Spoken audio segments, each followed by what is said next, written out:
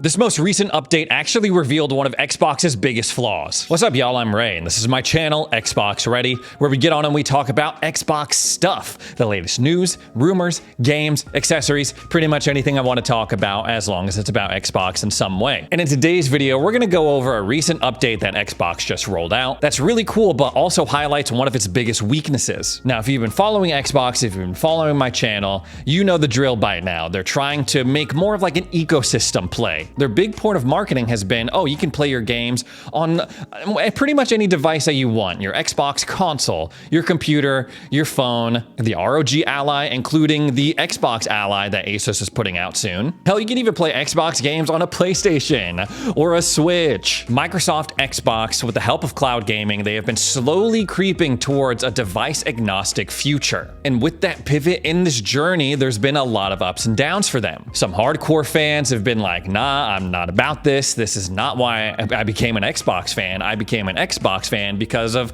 the Xbox console. There's another camp of people that think it's really exciting, that look at this as an opportunity to grow the Xbox family. No matter where you land on it, though, Xbox is going full steam ahead with this plan of theirs. And just a couple of days ago, they took another step in realizing that ambition by officially rolling out the August update. Now, the headliner for this, the main event for this August update, is the new cross-device and cloud-playable play history. If you haven't seen it yet, this means that there's going to be a little extra tab, or like a tab that has a group of games in it. That new little tab, that new little icon, that's going to show up pretty much wherever you log into your Xbox account. Your console, your Xbox PC app, whether it's on your desktop or your ROG Ally, and on your cloud gaming dashboard. You're also going to start seeing games that you've played through the cloud show up as part of that list. The way that Xbox puts it, they say that means every cloud-enabled title from original Xbox classics to Xbox Series X and S exclusives, X and S exclusives, bleh.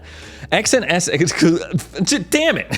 Is now in one place, whether you own it or play it through Xbox Game Pass. It's a simpler, more connected way to find and get into cloud gaming. I love updates like this because it's something that I can easily verify for myself if it's working or if it exists or not, because I have all of these devices that they're talking about. I have access to cloud gaming. I have an ROG Ally, I got a PC, I got an Xbox console. Now, for some reason on my Series X, when I boot up the dashboard, it's just my most recently played games. This whole like play history icon tab that they're talking about in this post, it's for some reason not available on my console, but it is everywhere else. But as you can see on my Xbox dashboard, these are my most recently played games. Helldivers 2, Black Myth Wukong, Gears of War Reloaded, the random Outer Worlds 2 preview that I got to jump into not too long ago, and then Expedition 33. Then I go on over to the Xbox PC app, and here's where you see that play history tab that they're talking about in the update.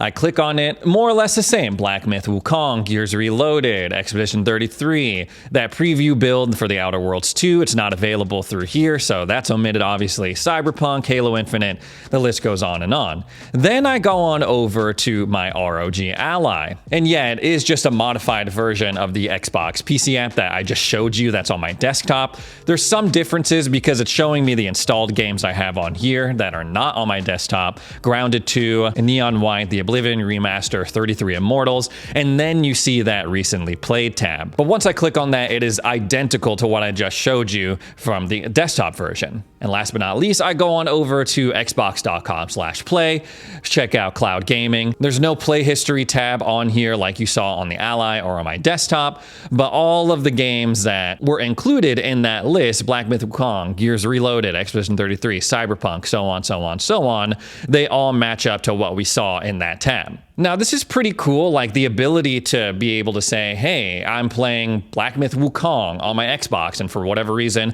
I want to get up and play somewhere else. And of course, not only are the games traveling, but my progression and my data as well. That's something that if I traveled back in time and showed my younger self that, it would blow my mind. What do you mean I can take the game that I'm playing on my Xbox and suddenly bring it up on my phone, and I can just pick up where I left off? I don't need to change out the freaking hard drive or swap out memory cards. What do you mean? All of that is really, really cool, and it's something that you're only going to find in the Xbox ecosystem. Here's what's not so cool, though, because as I'm showing you this, going from my Xbox console to all of the other devices that I play Xbox games, there's one glaring omission, one game that is missing that was clearly up on my Xbox dashboard, Helldivers 2. Helldivers 2 is my most recently played game. And yet it does not show up in cloud gaming or on the Xbox PC app or on my ROG Ally. Number one, it's not available on the Microsoft Store. And number two, it's not supported by Xbox Play Anywhere. Now, I'm not one to make a mountain out of a molehill, but this is a pretty big deal. This is not just some random game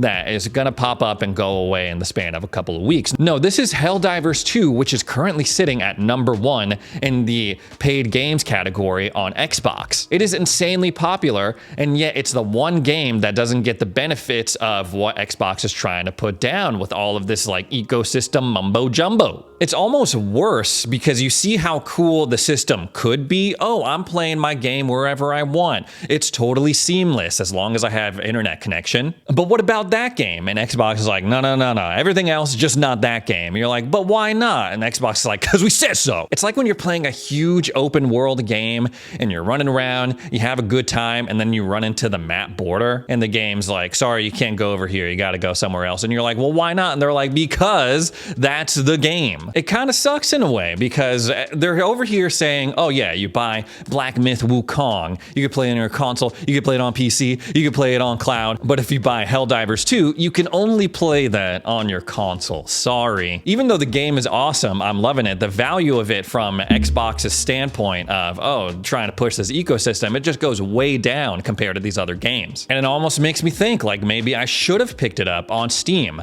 If I bought it through Steam, I would have been able to play it on my PC. I would have been able to play it on my Ally.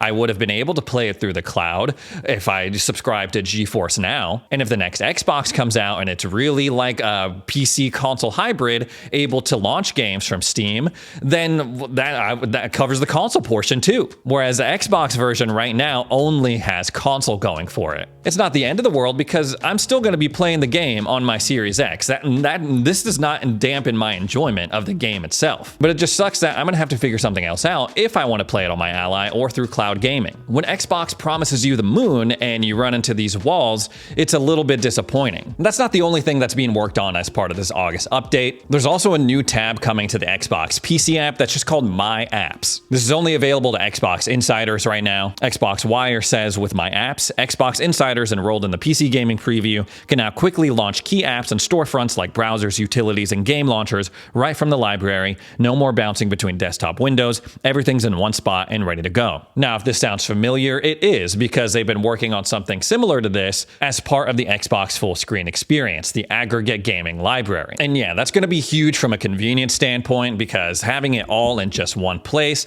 all of my games, all of my launchers, without having to even go to like the Armory Crate app on my ROG Ally. Eliminating those steps, shortening the time it takes you to find what you need, whether it's a game or app, and open it up, that's always going to be awesome. Also, if you're in the insider build on PC, you have access to the gaming copilot, which is now literally baked into the game bar. Now, this was a super controversial thing that Xbox started testing and working on. The idea, people kept saying that this gaming copilot was gonna play the game for you. Oh, AI is gonna play the game for you. Because the basic idea was that AI was gonna be watching you play the game and then give you tips on how to play the game or beat that boss or refine your build. However, that's not what it is right now. That's a separate thing. I can't remember what the code name for it is, like the tech that they need for the AI to physically watch you play the game. I checked out the gaming copilot myself and was pretty damn disappointed. I'm not gonna lie. Maybe because I did think it was gonna be watching me play, giving me tips like right on a dime. But what I found it to be was just a glorified search engine that's part of the game bar. So first thing I do, I boot up my PC, I jump into Old Faithful, Chivalry 2, and I already run into a problem because it's like, we can't launch this game because of this error code. And I'm like, okay, gaming copilot, you're up. Here's the error code. What do I do? And it's like, well, here's kind of what it could mean and like what you could do based off of these other sources I'm pulling from the internet, like Reddit or like the Microsoft support forums. I'm like, all right, this is useless. I could have opened up another tab, typed in the error code into Google or any other search engine, and gotten the same results that I got. I guess the benefit with Copilot specifically is that it's baked into the game bar, so I wouldn't have had to go to a separate window, but because it's giving me external sources from these other websites, it would have opened that window anyway. But I'm a pretty understanding guy. I'm a pretty patient guy, so I'm like, okay, let me fire up another game and give Copilot another chance. So I boot up Halo Infinite again, and I'm playing with mouse and keyboard, which is not something that I usually do. I've dabbled in using mouse and keyboard for Halo and some other shooters, but mainly I use controller. So I'm like, okay, let's just jump into a quick play match, and immediately I'm placed into a team snipers match. And as you could probably guess, as someone who doesn't use mouse and keyboard a lot in shooters,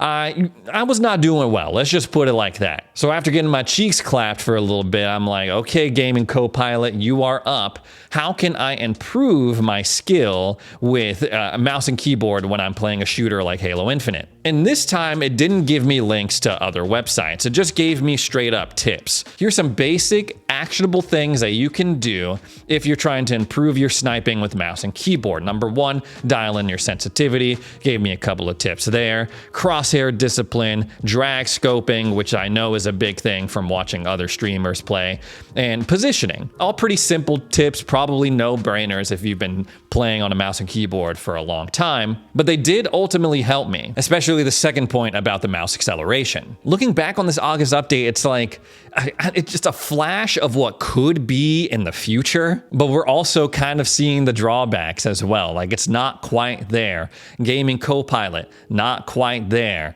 Recently Play tab, not quite there because it doesn't support all of your games, which is an issue that keeps popping up for Xbox ever since they teased the launch of the Xbox Ally. People slowly starting to realize, well, if I buy this thing, it looks cool, it sounds great, but it won't be able to play all of my Xbox games. Just PC games, the ones that are supported by Play Anywhere, and if I want to play some of these other console games, I'll have to stream them. If it's a PC native game, you're going to be able to play it right there. If it's a console-only game, you're going to be able to stream it from the cloud. If you're down in your basement and you want to stream direct from your console that you've got upstairs, you're going to be able to do it. That's something that they got to iron out going forward, especially if they're committed to this path of a device-agnostic, game-first ecosystem. Because when you run into those snags, it takes the wind out of the sails a little bit. Moving on to a couple of games that were mentioned earlier in this video, Helldivers 2 and Black Myth Wukong, there's going to inevitably be a lot of talk in terms of the differences between the Xbox version and what we see on PlayStation 5. So far, the spotlight seems to be around Black Myth Wukong specifically. I spoke in my experience playing this game on Xbox, on my Series X, how I was experiencing a lot of screen tearing. I don't know if that's something that was an issue over on the PlayStation 5, but it was very apparent in my playthrough, despite having VRR toggled. But apparently the issue goes even deeper than that because they're straight up not using certain things that were available on PlayStation 5. This discovery was made, as per usual, Digital Foundry, who saw that the Xbox Series X port of Black Myth Wukong can run at a higher resolution than the PlayStation 5, but if you switch on over to the performance mode, it totally drops the lumen lighting system. And I felt a little bit validated because they also go on to say, yeah, there's a lot more screen tearing on the Series X. And then over on the Series S, I haven't got to see this myself, but it's even worse. It struggles pretty mightily, which begs the question, like, what were these guys doing when it came to porting this game over to Xbox? Don't get me wrong, I'm grateful that it's on Xbox, but compared to some of these other ports, it does seem a little lazy. Maybe I'm being a little too harsh because Game Science has already come out and said that bringing this game to Xbox at all was unexpectedly difficult. But hey, comparison is the thief of joy, and I'm sure that some updates will come out for this game, like they always inevitably do when they come on over to Xbox, to bring it up to snuff. Helldivers 2, in my experience as someone who played the PlayStation 5 version for a while, seems to be a pretty comparable port.